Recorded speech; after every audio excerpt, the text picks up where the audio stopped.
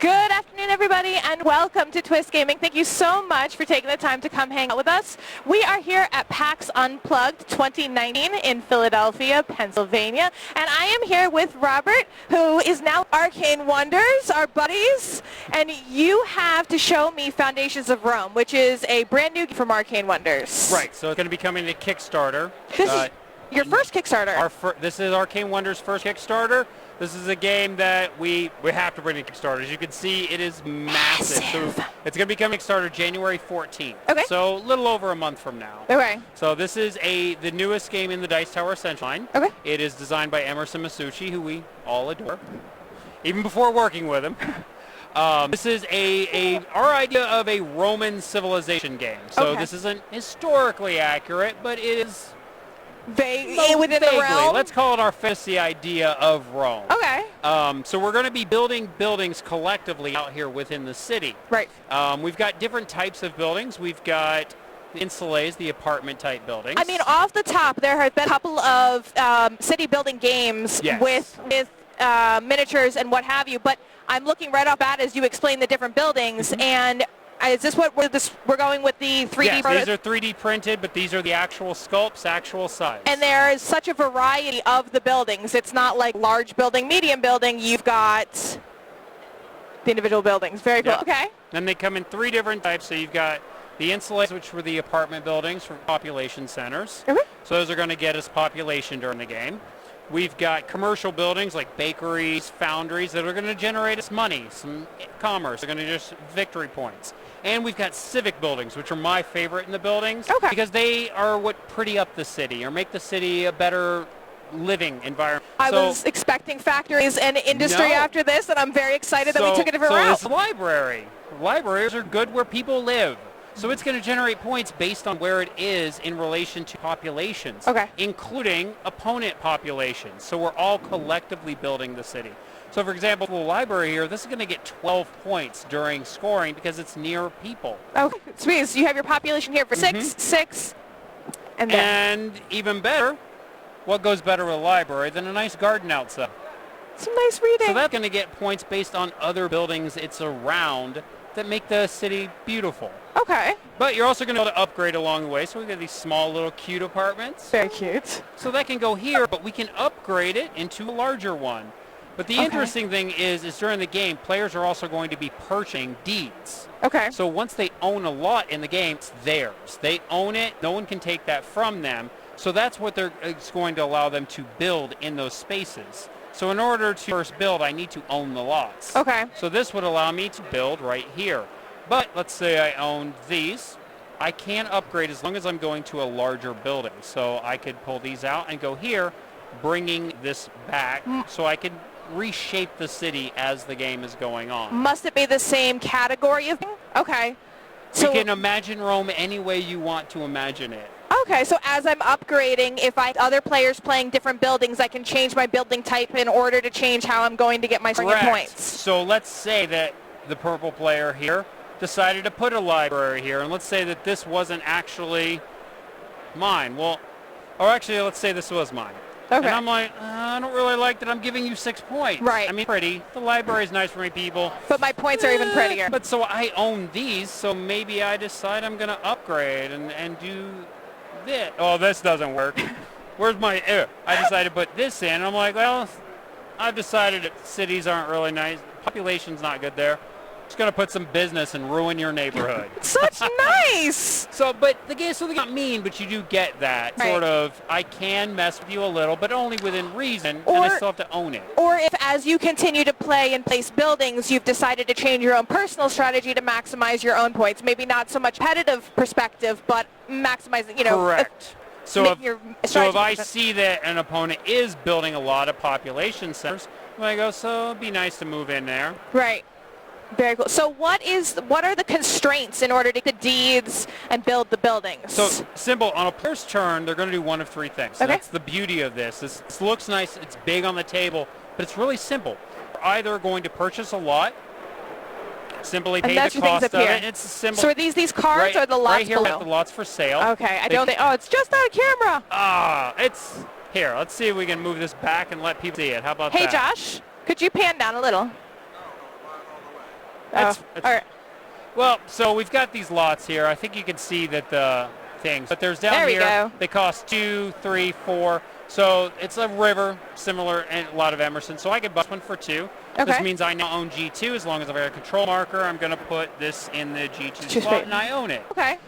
This goes over to my side because I always own it. So in case you do mess something up, you knock the board, you can always go back through your thing.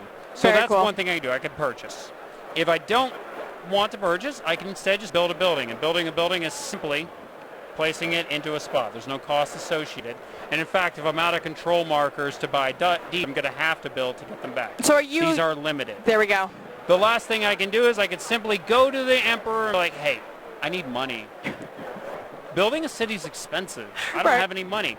And he will give you coins and go, okay. But he will acknowledge that you have brought commerce to the city, and he'll look at the commercial buildings, and he'll go ahead and generate that coin for you as well. Oh, that's nice of him. So you'll get that. That'll go round and round until we've run out of deeds for the current round. We'll go through all of those, and we'll do a scoring phase. So this does not refresh as soon as you take it out of the This will deed? refresh from here. Once we've gone through this entire stack, Gotcha. the end of the round will happen. Okay, so you've pulled out G2. I would place the next deed. In a river, those will slide over and Gotcha. become cheaper. So we're going to slide all the way down. I promise I will set this back up for you to here. Yep, and so once until we're out of empties. deeds for the entire round, the round will end immediately with the person who caused it. Okay. Everyone will get one more turn to either get some money or build one building, including the player who ended it. Okay. And then we'll do scoring. Scoring symbol, we're going to score population, so where you're at in population tracking. Okay. With the person who's in first in the basic rules is going to get a bonus for being in first. There is an advanced rule. It's a little more complicated. Too much for this video at the moment. So we'll stick cover with the that basics. later. So basics for that. Then you're going to score, all of your commercial buildings are going to generate the coin again. Okay. And the victory points for them. And then you're going to score your civic buildings the way we discussed in terms of that. And that's nice how looking at the buildings, how they have the different iconography, not only the different colors, but the different iconography as a reminder of what it's scoring Correct. you. So it's on there and it's on here. The only difference in the last round is during the last round, money is no longer of any value to us. That's so we're terrible. going to get the victory points, and we're going to convert the money to victory points. Okay. So at the end of the round, this is going to be worth 8 points in that last end of game. Okay. But that means if I got this at first round, this effectively got me 18 points during the game. Because on your board, it's showing you that you have 5 victory points, plus I'm and you have the converting 3 coin. from there. Okay. Yep.